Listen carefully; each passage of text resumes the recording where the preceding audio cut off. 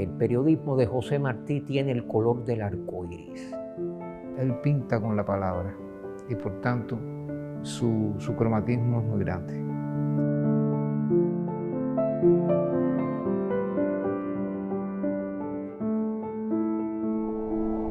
Yo creo que el color está en el estilo, en la manera de hacer periodismo.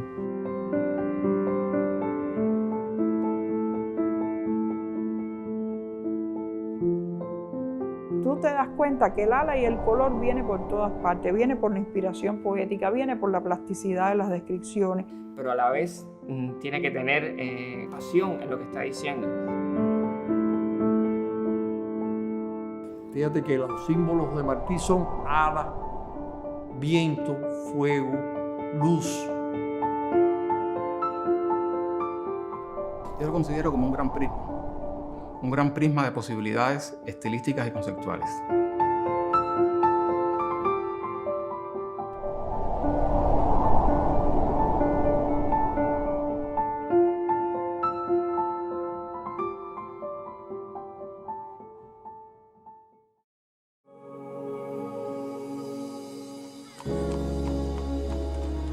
Las puertas de la muralla se abrirían puntualmente aquel viernes y los periódicos contarían las noticias del momento.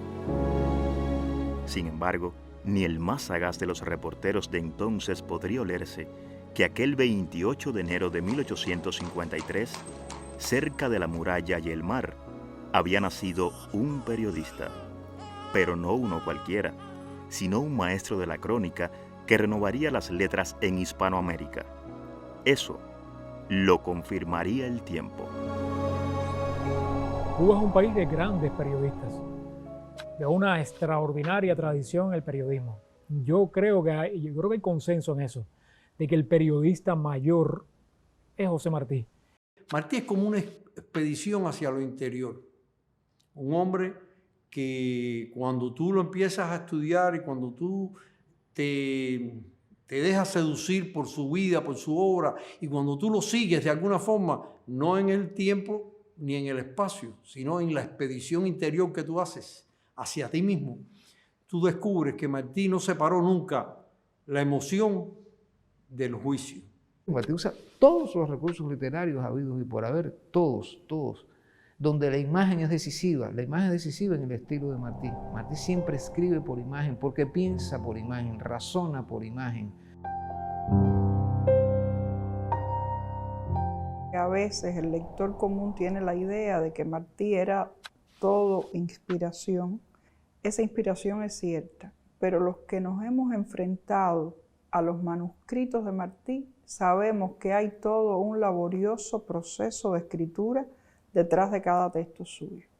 Por eso su prosa es necesariamente una prosa poética, una prosa de alto vuelo artístico, creativo.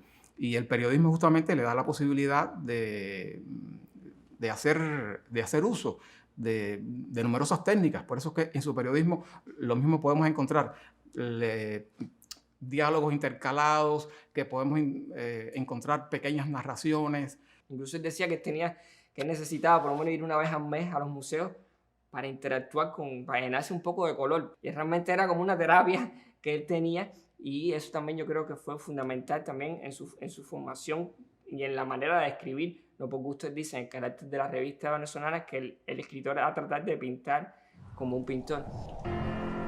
José Julián Martí Pérez nació el mismo año de la muerte del padre Félix Varela. El apóstol y el sacerdote pelearon, cada uno a su manera, por una Cuba libre. Ninguno de los dos veía con buenos ojos que Madrid esclavizara o humillara, en nombre del progreso, a los habitantes de Cuba, una tierra conquistada por los españoles desde hacía más de 300 años. Martí nace en una colonia española de economía de plantación con fuerza de trabajo esclava, que acaba de iniciar su primera guerra de liberación nacional. Es aquí donde Martí, además de su formación familiar, recibe la formación de la escuela cubana con los grandes valores de la filosofía electiva cubana. De aquí son sus dos primeros periódicos, El Diablo Cojuelo y La Patria Libre. No tenía Martí 16 años todavía cuando decidió escribir lo que pensaba en un periódico editado por su amigo Fermín Valdés Domínguez. Muy loco o muy cuerdo debía estar aquel adolescente para atreverse a publicar en El Diablo Cojuelo la frase que ningún habanero de la época se habría arriesgado a gritar en la calle. Esta dichosa libertad de imprenta, que por lo esperada y negada y ahora concedida llueve sobre mojado, permite que hable usted por los codos de cuanto se le antoje, menos de lo que pica. Desde El Diablo Cojuelo y La Patria Libre fue luz blanca que impactó precisamente en el prisma de la realidad. Porque aquel adolescente se mueve ya con ciertos elementos, con ciertos rasgos de lo que sería su madurez. Ahí está naciendo el escritor y el periodista. Acusado del delito de infidencia, el joven de 16 años ingresó en la cárcel nacional el 21 de octubre de 1869. Meses después, en marzo de 1870, un consejo de guerra ordinario lo condenó a 6 años de presidio. El trabajo forzado al que fue sometido el preso 113 en las canteras de San Lázaro y el injusto encierro con un grillete al pie marcaron su vida para siempre. Cuando analizo la etapa en que él está en las canteras de San Lázaro, siempre lo veo como un salto brusco de la adolescencia a la adultez, justamente por esta experiencia traumática que lo marcaría física y espiritualmente para toda la vida. Y desde este mismo instante, él definió los intereses y los objetivos de su vida. Condenado a 6 años de trabajo forzado y cambiada esa pena por 6 años de destierro, su próximo momento formativo está en la metrópoli española y es en la Universidad Española donde se gradúa de Derecho y de Filosofía y Letras. Esta segunda carrera es la que ejerció a lo largo de toda su vida y es la que le da la formación para convertirse en el excelente periodista que después lo fue. El joven de 18 años, durante su destierro en España, no se cayó las injusticias que había presenciado en el presidio de La Habana. Sin odios ni rencores, el 24 de marzo de 1871 publicó en el periódico La Soberanía de Cádiz su artículo Castillo. Precisamente Castillo constituye uno de los núcleos principales del discurso narrativo del folleto que Martí imprimió meses después en Madrid con el título El presidio político en Cuba. El presidio político en Cuba es un texto plural, es un texto enriquecedor, es un texto donde denuncia lo tétrico, lo grotesco que sucedía en el presidio y en Cuba, y es a la vez un texto de alto vuelo poético.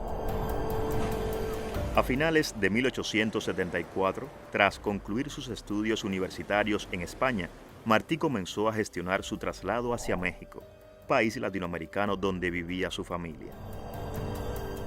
En la capital mexicana conoció en febrero de 1875 a Manuel Mercado, quien lo habría presentado a Vicente Villada, director de la revista Universal. Este diario mexicano fue una escuela de periodismo para José Martí. La revista Universal de México fue una escuela de periodismo para Martí porque lo llevó a conocer el oficio y a tenerlo que practicar a diario. Es la época justamente en que están haciendo el sentido del diarismo, que es lo que definitivamente en el periodismo escrito va a fijar las características que en gran medida, en muchos casos, se mantienen hasta nuestros días de este tipo de labor de escritura para una publicación que todos los días tiene que enfrentar y afrontar a sus lectores. Tuvo que hacer de todo en el periódico mexicano. Tuvo que hacer lo que hoy llamaríamos la nota informativa, que eran los sueltos y gacetillas, que eran esas pequeñas notas de 4, 5, 6 líneas en la que se hablaba de un suceso. Hasta en la más elemental gacetilla hay ala y hay color. Martí nunca asumió el periodismo como mero oficio o como un ABC elemental de herramientas, de habilidades para hacer el periodismo. Lo asumió como un hecho literario. Hizo crónicas de arte, muchísima crítica de teatro, muchísima crítica de pintura. Se decide hacer en la Revista Universal de México su primera crítica de arte. Una serie de críticas muy importantes que es que incluso en México todavía se estudia dentro de la pintura del 19, como él incluso abordó la pintura del 19 en 4 visitas a la Academia de San Carlos, que son realmente históricas. Pero también escribió con mucha frecuencia los boletines en los que Martí escribía de los más diversos temas de la vida mexicana. Inclusive tuvo que escribir los boletines parlamentarios, que en una carta dice que aquello era horrible, que le desesperaba. Y claro, yo me imagino que esas discusiones en el Congreso mexicano deben haber sido aburridísimas y desesperantes para Martí. Y tenía después que escribir un párrafo, o cuando más 2 párrafos cortos, para contar todo lo que pasó en el debate de una sesión del Congreso. Por suerte eso le tocó en unas pocas semanas nada más, porque me imagino que lo hacía realmente, por lo que él dice, sufrir mucho. Esa fue una excelente escuela. Un momento principal de su formación lo tenemos indudablemente en México y Guatemala, porque es la vida en jóvenes repúblicas democráticas y el descubrimiento de un problema social que ni existía en Cuba ni existía en la metrópoli, el problema del indio y el encuentro definitorio con las culturas aborígenes de América Latina. Un momento crucial de su periodismo es la Revista Universal en Ciudad México y su proyecto guatemalteco de crear un órgano donde se pudiera explicar a nuestro pueblo. Él quiso fundar una revista guatemalteca del que quedaron apenas el prospecto y borradores de 2 artículos. Y es curioso porque en uno de ellos él dice algo más o menos así, estoy parafraseando: Guatemala en los ojos, Europa en la mano. Y para mí, ese es el primer atisbo de aquello que luego va a ser uno de los grandes aceptos de madurez que siempre es citado hasta la saciedad, que es injértese en nuestras repúblicas del mundo, pero el tronco ha de ser el de nuestra república.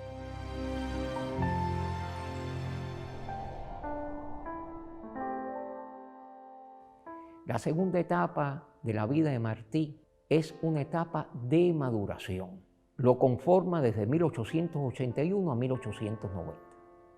Indudablemente que comienza su madurez en Caracas, y es aquí, en la Revista Venezolana, donde hay una nueva forma y un nuevo contenido en sus letras.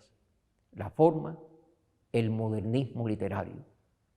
El contenido, una nueva explicación para América Latina. Una explicación de sí misma, con carácter completamente autóctono. Digamos, un texto como la Revista Venezolana no puede verse nunca separado de su antecesora, que fue la Revista Guatemalteca. Es una variante del mismo tema. El criterio de la relación entre autoctonía y universalidad es el mismo. En la Revista Venezolana, bueno, claro, ya son otras las condiciones. Esta sí la pudo materializar, aunque tuviera vida efímera, por razones de sobra conocidas. Su postura de eticidad, su verticalidad ideológica, el hecho de no prestarse a halagar las abominaciones de Guzmán Blanco, como dice él en algún momento de su epistolario. La encendida crónica que él le hace a Cecilio Acosta, bueno, es justamente el discurso que le provoca que lo declaren persona no grata en Venezuela y que tiene que justamente pensar en otros destinos en ese momento. En julio de 1881, Martí salió de Venezuela con destino a Nueva York. la ciudad que acogería al futuro creador de las famosas escenas norteamericanas y al redactor de la sección Constante, una columna de temas diversos que publicó como corresponsal de La Opinión Nacional de Caracas desde noviembre de 1881 hasta junio de 1882. Creo que la permanencia en Nueva York es definitoria para José Martí. Y en esta están precisamente ejemplos de su ejecutoria existencial como ser humano. La sección Constante de Caracas, están tratados prácticamente todos los grandes temas de la época. Está la ciencia, está el arte, están las diversas artes, está la vida cotidiana. Y ya después también hay toda una serie de críticas de arte de él en la sección Constante, en la Opinión Nacional de Caracas, pero ya las grandes críticas, el grueso ocurre en La Nación, donde está su mirada a los pintores impresionistas en el año 86, el Cristo de Mukasey, que es un pintor húngaro, y la crónica que él hace al pintor ruso Vasily Bereshain, que viene siendo como el gran cierre. Les recomiendo que lean la crítica de arte que escribió José Martí, con la esperanza que se deslumbren, como me deslumbré yo cuando leí, por ejemplo, lo que escribió sobre los impresionistas. Yo recuerdo que mientras yo leía ese texto yo me emocionaba, y ha sido una de las pocas veces que yo he llorado con un texto que haya leído. La Nación de Buenos Aires, el Partido Liberal de México, la Opinión Nacional de Caracas, en las crónicas periodísticas martianas pueden conocer cuál es la nueva época histórica por la que la humanidad va a avanzar. Eso que hizo a Darío volverse loco, al joven Darío, cuando lo leyó en Chile y dijo, pero qué cosa escribe este hombre, mi madre, qué cosa es esto, y lo empezó a publicar, lo que salía en Buenos Aires, a republicarlo en periódicos, los periódicos chilenos. Eso fue lo que hizo que Manuel Gutiérrez Nájera en México, que fue jefe de redacción del Partido Liberal un tiempo, dijera, pero es que este hombre nos está enseñando a escribir, a hacer una cosa nueva, y que toda esa generación, que después se llamaron los modernistas, sintiera a Martí como el que los impulsó a una nueva forma de escribir. No por gusto el modernismo, es la primera, vamos a decir así, la primera corriente o escuela literaria que surge en América y no en España, y que surge en buena medida desde el periodismo, más que desde los propios campos tradicionales de la llamada literatura. Es como Darío dice, yo he visto unos veranos más alegres en Nueva York que leídos por Martí que los que yo viví. Él lograba que la realidad tuviera un brillo, una combinación diferente quizás a lo que uno realmente estaba viviendo dentro de Estados Unidos. Y él está muy consciente de la naturaleza que debe tener y estructura que deben tener en sus crónicas. Incluso en una carta que él envía al director del periódico La Nación se lo explica, ¿no? Y casi que cito textualmente, que lo literario aligerará lo político. El tratar siempre de enamorar y de poetizar todo, es como todo convertirlo en poesía, hasta las cosas más burdas como el funeral de un general chino o un hombre que se va a suicidar. Cuando uno ve el suicida de la bolsa, dice, pero ¿qué es esto? Esto es un hecho que podría pasar rápido en una oración, y él crea toda una historia para presentarse por qué ese hombre decidió esa mañana suicidarse, ¿no? En medio de la vorágine y de lo cambiante de que es una bolsa de valores, ¿no? Llega el mísero a su despacho luminoso con las paredes de estuco y el piso de bronce. Se sienta delante de la mesa nueva de arce, donde impera en marco de piedras falsas el retrato de una bella tragavidas. Apura de un sorbo el whisky de la botella de cristal cuajado, se levanta el pelo de la sien y se dispara un tiro. Todas estas características, todos estos elementos condicionan que el periodista sea una persona que tenga una orientación en su vida, sepa lo que quiere hacer, y de ahí la naturaleza de sus crónicas. Cuando se acerca al arte y a la literatura, evidentemente sus crónicas no van a ser unas crónicas ni superficiales ni elementales, sino van a ser las crónicas que escribe un especialista en la materia. Martí conoció y trabajó de cerca con los periódicos norteamericanos, los leía, trabajaba con ellos, era su fuente. Nosotros en la edición crítica nos damos cuenta, en la medida en que tenemos acceso a periódicos de Estados Unidos, cómo Martí utiliza, digamos, el relato de cómo matan a los anarquistas de Chicago, injustamente condenados por algo que ellos no habían hecho, que es poner la bomba que mató a unos policías, y el relato está sacado y armado a partir de 2 o 3 cosas que narran los periódicos de la época.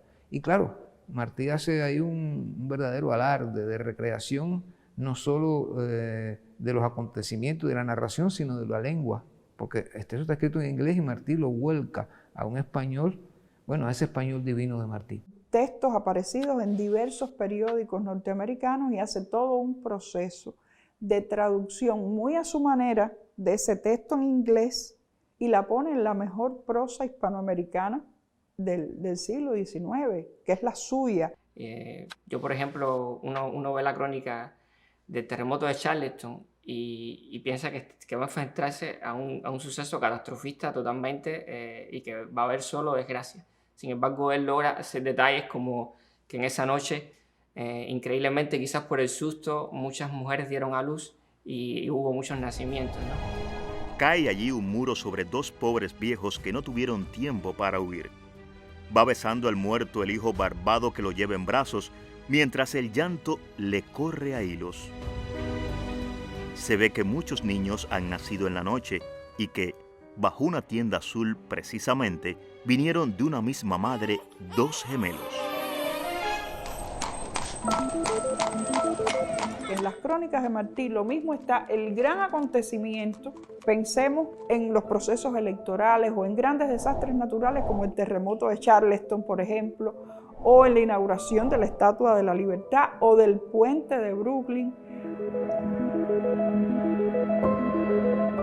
Pero está también en los hechos menudos, en el Día de Acción de Gracia, en cómo se celebran las Navidades allí, en el Decoration Day, que es el día en que se honra a los héroes de la patria, pero cómo va la gente a los cementerios a honrar a sus muertos. Y Martí podría entrar a un baile y podía satirizar, hacer una pequeña burla de un millonario o de las joyas de una señora que supuestamente nadie se atrevería por la clase social y demás, decir que no solo es para edulcorar, sino también incluso para poner elementos de crítica y elementos de análisis que quizás otro periodista no se hubiera arriesgado.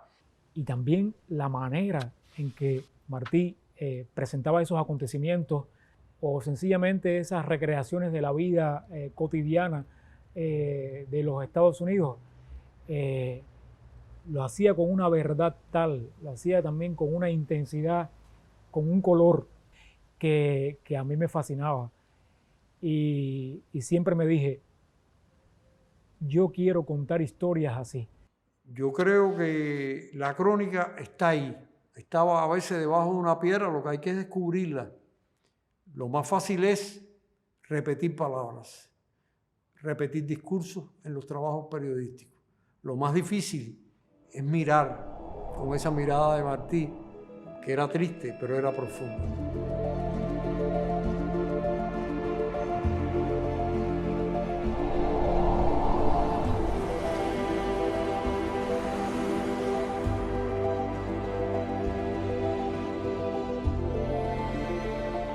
Hay textos, sobre todo a partir del 86, que Martí empieza a hacer 2 versiones de los textos. Casi siempre la primera es la de La Nación, el gran diario de Buenos Aires, que fue uno de los grandes medios de comunicación del siglo XIX en español. Yo fíjate que no digo solo de América Latina, era un periódico de una circulación amplísima a nivel internacional. Y luego hacía una versión para el Partido Liberal y ocasionalmente también hizo de algunos textos versiones para la opinión pública de Montevideo, es decir, estamos hablando de una tercera. Martí sabe emplear el espacio, sabe mover los tipos de letras, sabe mover cómo colocar los distintos tipos de textos y hasta las imágenes. Y tenemos un periódico en que usó eso de un modo absoluto, que es La América, aquel mensuario que es una maravilla del periodismo en cuanto al uso de los grabados, o la Edad de Oro, que uno puede decir, bueno, pero hoy nos parece antigua, claro, porque eran los grabados que se hacían en la época, pero Martí busca grabados de todas partes y los pone en esa revista. Y yo diría que esa revista también es una forma de periodismo. No lo veo como una cosa estrictamente para niños, no lo veo como lo que después se ha empezado a llamar la literatura infantil, no. Yo recuerdo que era muy pequeño y, por supuesto, uno de mis libros primeros fue La Edad de Oro, como el de tantos niños cubanos.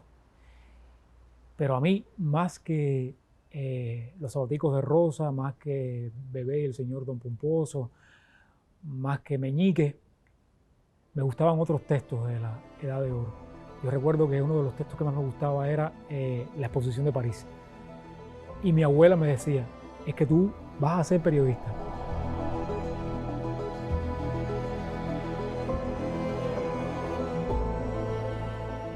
A mí lo que más me impresiona de la Edad de Oro es cómo Martí reconvirtió un libro de grabados en muchas cosas. Eso es impresionante, porque es un libro que era muy famoso en Francia, que es el día completo de una niña que se llama Margarita. Y un pintor francés, Adrien Marie, es el que hace decenas de ilustraciones para ese libro. Y evidentemente llegó a manos de Martí. Martí cogió ese libro y cogió ese personaje de Margarita y la convirtió en 4 personajes. Y él le dio otro camino a esas ilustraciones de Adrien Marie en América Latina. Lo que menos se imagina Adrien Marie es que esa Margarita es Pilar, es Bebé, es Piedad. Y ahí están esos magníficos textos de la Edad de Oro. ¿Qué cosa es la Exposición de París? Sino una tremenda crónica periodística, lo que para un público muy especial, que es el público infantil, juvenil, pero es una crónica que disfrutamos aquellos que nos deleitamos leyendo crónica.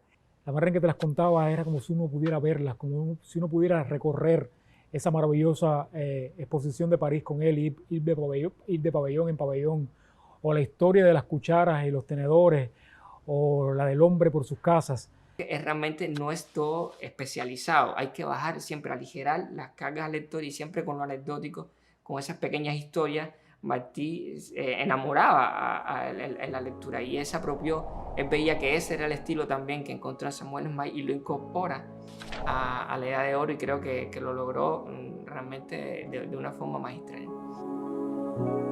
Lo primero que yo les recomiendo a mis alumnos, a los estudiantes, por ejemplo, a la universidad, es que relean la Edad de Oro. Les pregunto sobre textos que no son los que uno repite constantemente de esa revista maravillosa.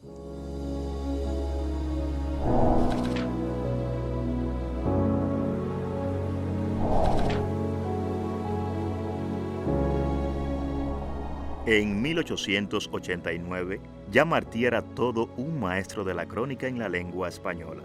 Tan creíbles y detalladas fueron las descripciones que plasmó en la Exposición de París, que un residente en la capital francesa le comentó que a él no lo engañan, que la Edad de Oro estuvo en París sin que él la viera, porque él se pasaba la vida en la exposición y todo lo que había en la exposición que ver está en la Edad de Oro.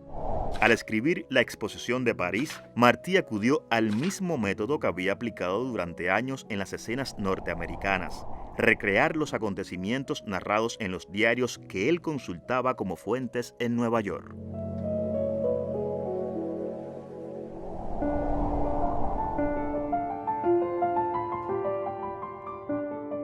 En carta dirigida a Serafín Bello, el 12 de octubre de 1889, Martí confiesa que, con todos, para el bien de todos, es el lema de su vida y será el del periódico Patria, que fundaría el 14 de marzo de 1892 en Nueva York. Casi un mes después, se proclamaría el Partido Revolucionario Cubano, organización política de la que sería delegado entre 1892 y 1895. Aunque el director de Patria sabía muy bien el propósito propagandístico que tenía el semanario, no renunció jamás a hacer periodismo en aquellas 4 planas que salían de la imprenta del puertorriqueño Sotero Figueroa. Y la última etapa, entre 1891 y 1895, es su etapa de consagración.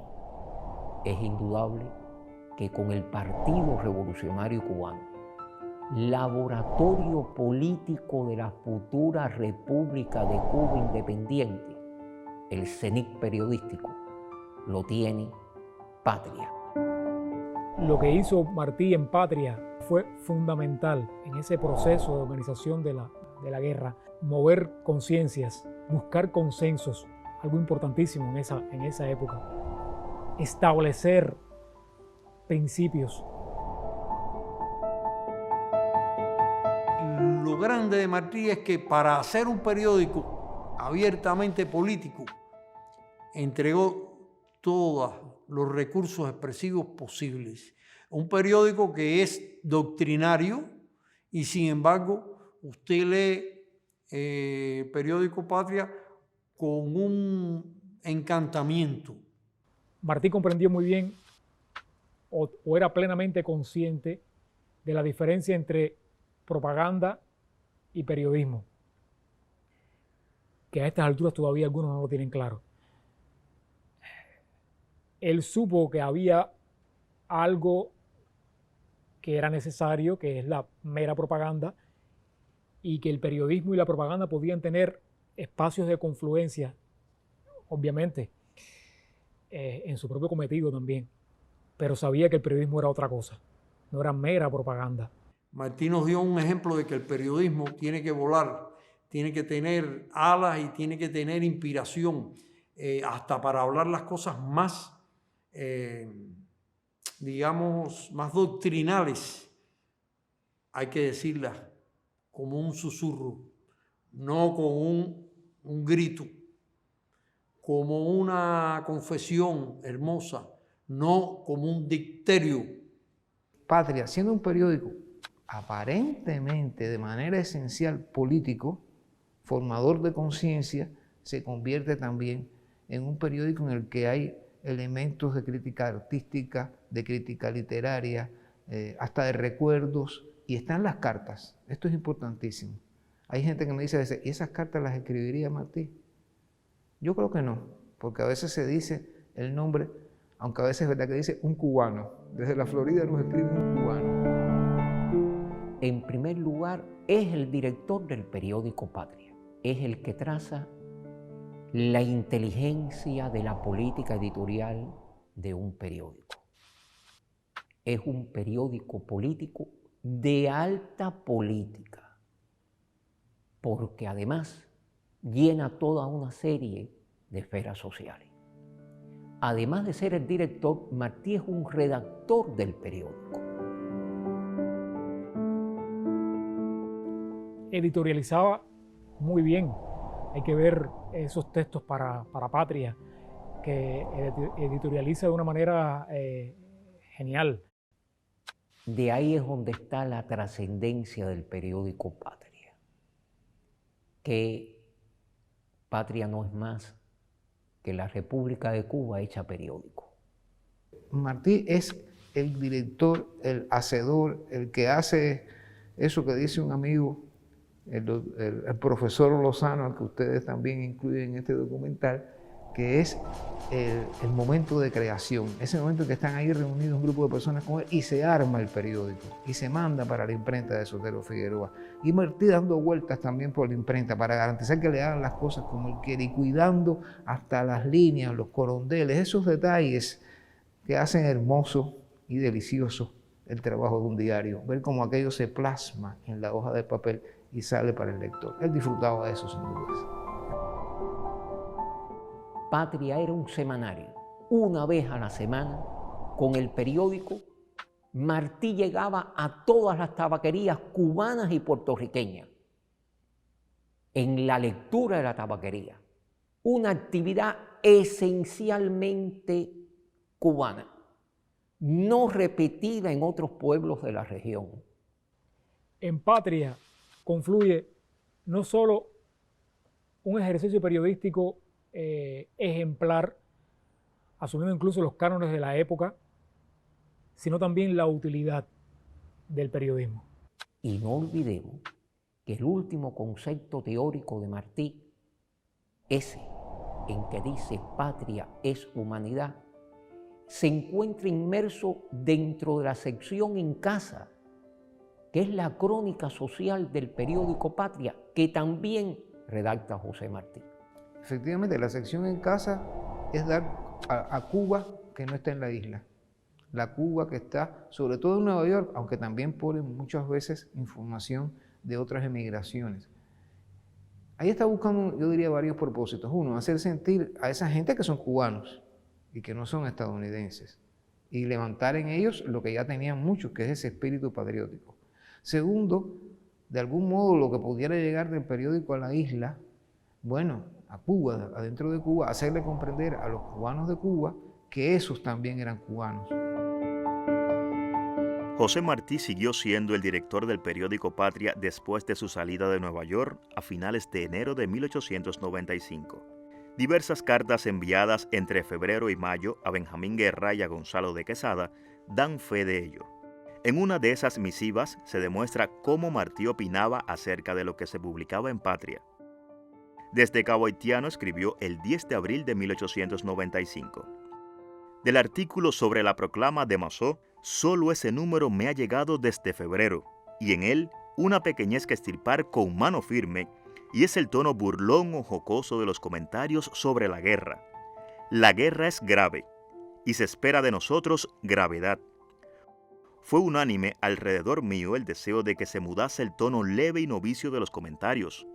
Nos quita peso. Está constantemente escribiéndole a Benjamín Guerra, a Gonzalo de Quesada, las cosas del periódico. Sigue el periódico como si él estuviera ahí en la redacción.